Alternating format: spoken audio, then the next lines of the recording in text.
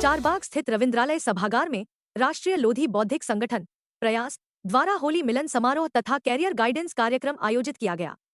मुख्य अतिथि deputy CM Brijesh पाठक ने दीप प्रज्वलित कर कार्यक्रम का उद्घाटन किया। उन्होंने वीरांगना अवंती बाई लोधी और पूर्व मुख्यमंत्री कल्याण सिंह को याद करते हुए कहा कि उत्तर प्रदेश सरकार सदैव लोधी समाज के साथ खड़ी है।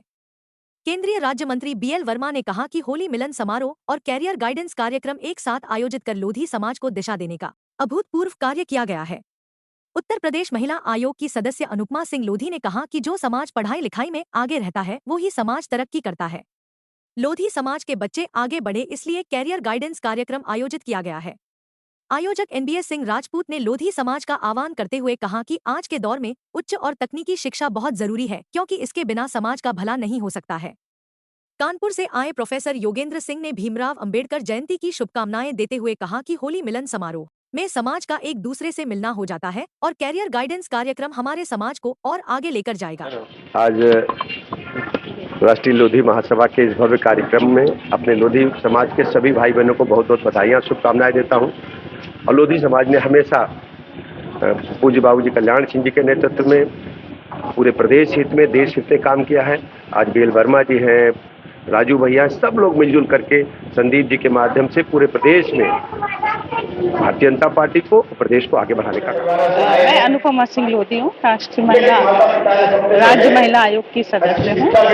मैं आज के कैरियर गाइडेंस पे यही कहना चाहूँगी, जब बच्चे 10वीं में होते हैं, 12वीं में होते हैं, तो उनके सामने एक कंफ्यूजन आता है कि वो किस स्ट्रीम में जाएं।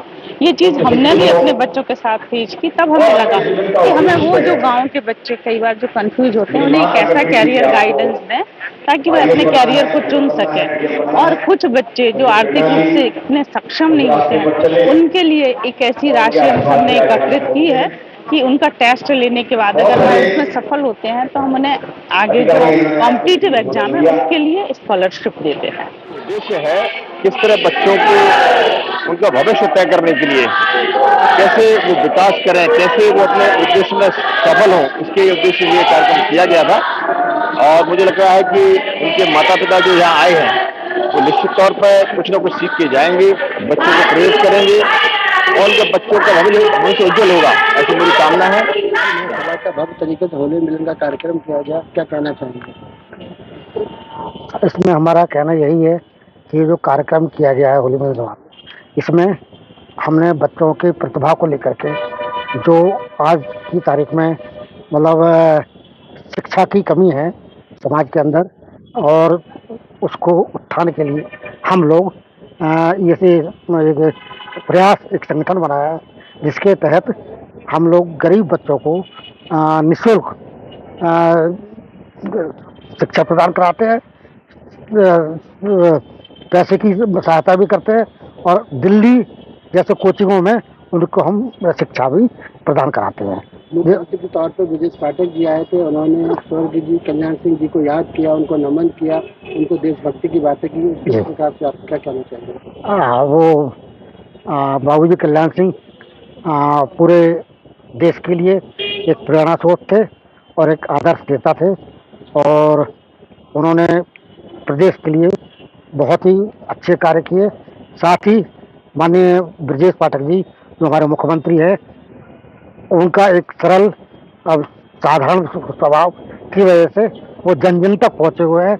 एक सबसे बड़ी खासियत ये है कि उनको कहीं भी हम लोग बुलाते हैं, निमंत्रण देते हैं तो सहर्ष हमारे आमंत्रण को स्वीकार करते हैं और हम लोगों की बात भी सुनते हैं। कल संविधान रचयिता बाबा साहब भीमराव अम्बेडकर 134वां उनका जन्म उत्सव है, जो भव्य तरीके से मैं आपके पास बाबा साहब की मूर्ति भी, क्या कहना चाहेंगे उनको कल 14 अप्रैल को लेकर? बाबा साहब ने देश के लिए जो संविधान लिखा उसमें बाबा साहब का बहुत बड़ा योगदान था।